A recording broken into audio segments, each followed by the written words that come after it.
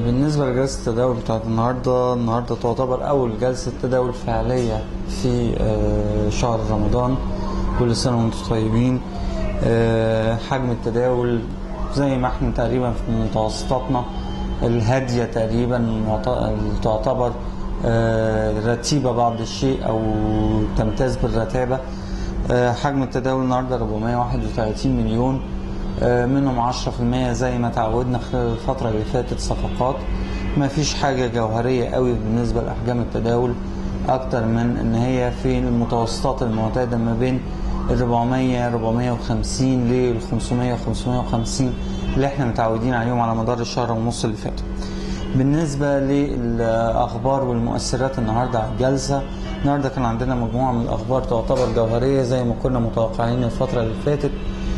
كنا متوقعين نتائج أعمال تبتدي تظهر من النص الثاني من شهر يوليو، وابتدينا فعلا. ابتدينا النهارده بشركة الشرقية للدخان اللي حققت زيادة 46% في الأرباح السنوية بتاعتها عن السنة اللي فاتت، محققة إجمالي 676 مليون و500 ألف، بزيادة 46%.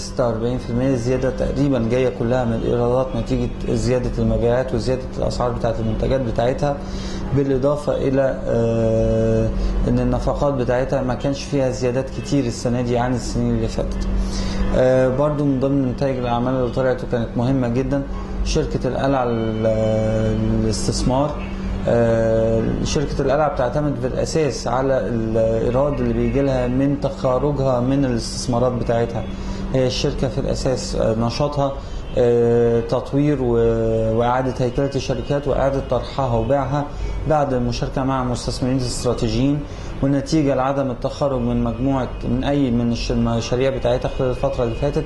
الكلام ده أدى إلى أن ما يبقاش فيه أرباح رأس مالية تقدر تغطي المصاريف الكتير اللي هي كانت تستخدمها الفترة اللي فاتت، بالإضافة إلى استمرارها في الاستثمار في الشركات التابعة ليها اللي هي زي قطاع الأسمنت والأسمدة والقطاعات الزراعية والأغذية، منها شركات معروفة وموجودة في السوق وليها منتجات بتستخدم يوميا. جميع الأحوال هي حققت صافي خسارة 30 مليون ونص. الخسائر دي ناتجة عن مصاريف تمويلية زايدة وانخفاض في الإيرادات. هي بتعتمد بس في حالة عدم تخرجها من أي من المشاريع بتبقى معتمدة على المصاريف الاستشارية اللي هي بتحصلها من الشركات اللي بتقدم لها الاستشارات، وممكن تكون شركات تابعة ليها. الخبر الثالث وده الأهم كان تكليف الدكتور المهندس هشام أنديل، اللي بعض الناس بتتشكك ان هو قد يكون له خلفية إخوانية ومش معروف قوي ككادر إخواني في الشارع، ويكون هو اللي متولي رئاسة الوزراء. طبعا بصفة وزير ري خلال الحكومتين اللي فاتوا وان هو جه رئيس وزراء، هيبقى بالتالي التركيز الفترة الجاية على العلاقات الأفريقية وملف مياه النيل والمشاكل اللي حاصلة مع دول حوض النيل ال9 التانيين غير مصر. فأعتقد ان هو ده الأساس اللي جاي على أساسه الدكتور هشام أنديل، ومستنيين نشوف التشكيل الوزاري هيبقى عامل ازاي، توزيع الحقائب الوزارية. الحقيقة الأخبار دي كلها كان ليها تأثير ما بين سلبي وإيجابي، لكن التأثيرات السلبية كانت أضغى شوية أو أكتر شوية، فأثرت بالسلب بعض الشيء. لقينا النهاردة مؤشرات رئيسية كلها تقريبا نازلة، سواء EGX 30 أو 70 أو 100. لو بصينا ل EGX 30 هنلاقيه نازل حوالي 1%، و EGX 70 نازل تقريبا أقل من نص في المية، و EGX 100 برضو كذلك نازل نص في المية. الانخفاضات معظمها جاي من الأسهم القيادية والرغبة في توفر سيولة عشان التحسب للأخبار اللي ممكن تطلع بعد تولي الحكومة الجديدة، الإجراءات اللي ممكن تتاخد، الإجراءات الاحترازية اللي ممكن تتاخد سواء في زيادة دعم الموارد للدولة أو زيادة ضرائب أو بالإضافة إلى أن في أقاويل حوالين أن ممكن يكون من الفكر الإسلامي أو الفكر بتاع حزب الحرية والعدالة طرح الضرائب او تحصيل الضرائب من القطاعات اللي ما كانش بيتحصل عليها لتدعيم حصيلة الدولة.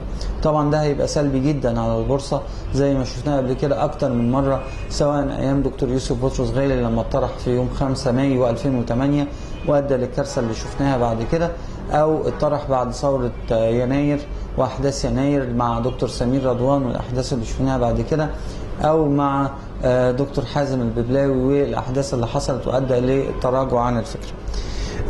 برضو من ضمن الاخبار المهمه ان كان في ابتدت تقييمات تطلع على القطاع العقاري معظمها سلبي. النهارده شركه بلوم انفست دي شركه مركزها الرئيسي في لبنان مطلعه تقييم على شركه بالم هيلز بحوالي جنيه و60 قرش، محوله توصيتها من الاحتفاظ للبيع نتيجة للتخوفات اللي موجودة من الغرامات اللي هتتوقع على الشركة، سحب أراضي، ارتفاع تكاليف، تباطؤ في السداد بالنسبة للمتعاقدين مع الشركة. الحاجات دي كلها ترجمت في معدلات خصم عالية أدت لتخفيض القيمة. القيمة العادلة اللي هم شايفينها دي تقريبا بتمثل حوالي 20% تحت قيمة السعر المتداول في السوق. طبعا الكلام ده أثر سلبا، يعني كان له مردودات سلبيه ان ده على القطاع العقاري كله مش على الشركه بس، فبالتالي من المتوقع ان الفتره الجايه هنشوف ان القطاع العقاري ممكن ينتابوا بعض الهزات او الاضطرابات. بجميع الاحوال احنا في شهر رمضان بنبقى معتادين على ضيق النطاق اللي بنتحرك فيه سواء فوق او تحت، ايا كانت الاخبار الجوهريه اللي بتطلع تاثيرها الجوهري ما بيبقاش ذو جدوى قوي او ذو فاعليه قوي نتيجه لضيق النطاق او محدوديه النطاق اللي احنا بنتحرك فيه.